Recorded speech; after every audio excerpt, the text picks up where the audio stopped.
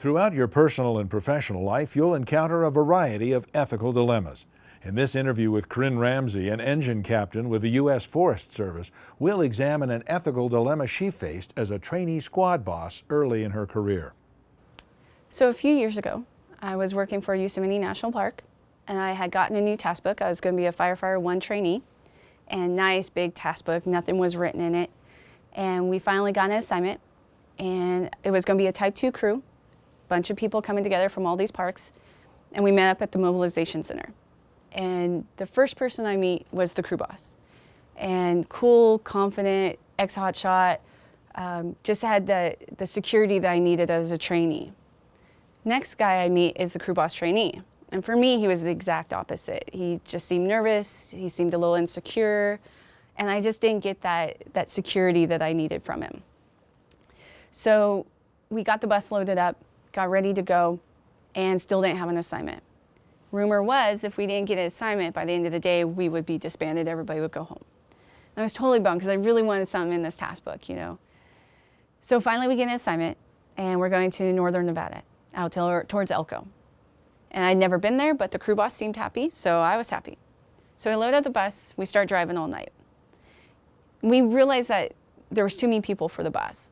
So the crew boss trainee and a crew member would ride in a rental car right behind the bus. Well, the first gas stop, we got split up. We went one way, they went the other. And phone calls, radio calls, back and forth, can't find each other. Just figured that, hey, we're all going to end up in the same spot.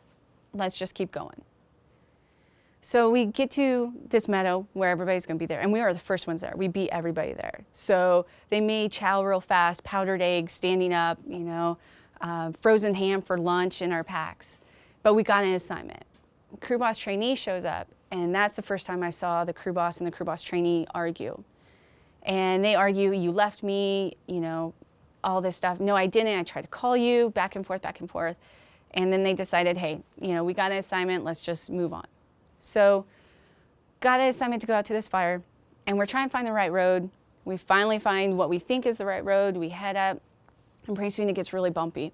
And we're in a school bus, and the bus driver says, all right, that's it, you know, can't go anymore. The bus just isn't made for this. So crew boss jumps out, and we were in like a gully and low terrain, so we couldn't really see the column. And we could see smoke, we couldn't tell where it was.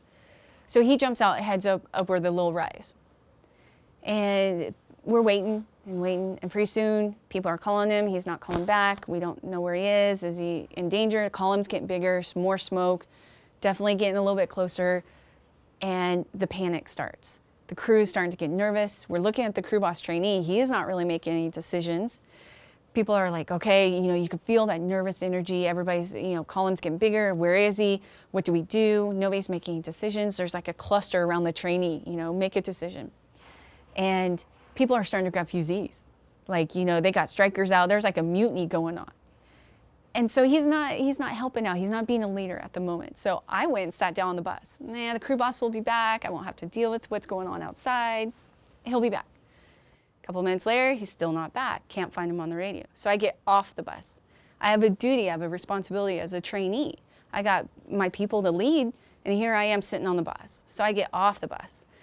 And I'm watching the crew boss and the trainee, and he's still not making decisions, and people are starting to do their own thing, and I'm watching him, and still no decision.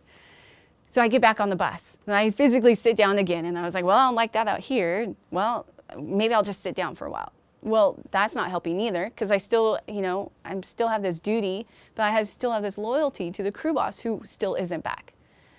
So then I get off the bus, and finally I'm committed. All right, what do you want? Make a decision. This is what we're going to do.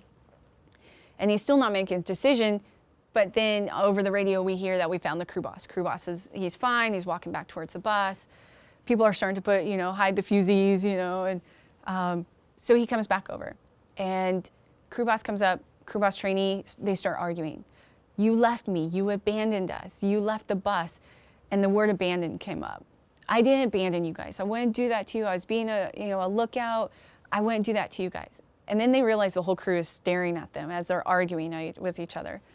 So then they try to go around the bus. Well, we can still hear them arguing and yelling and everything. So then crew boss comes back and it was like, I apologize to you guys. I did not abandon you. I wouldn't do that. This is what I was trying to do. I'm sorry I didn't portray that to you guys and tell you what I was doing.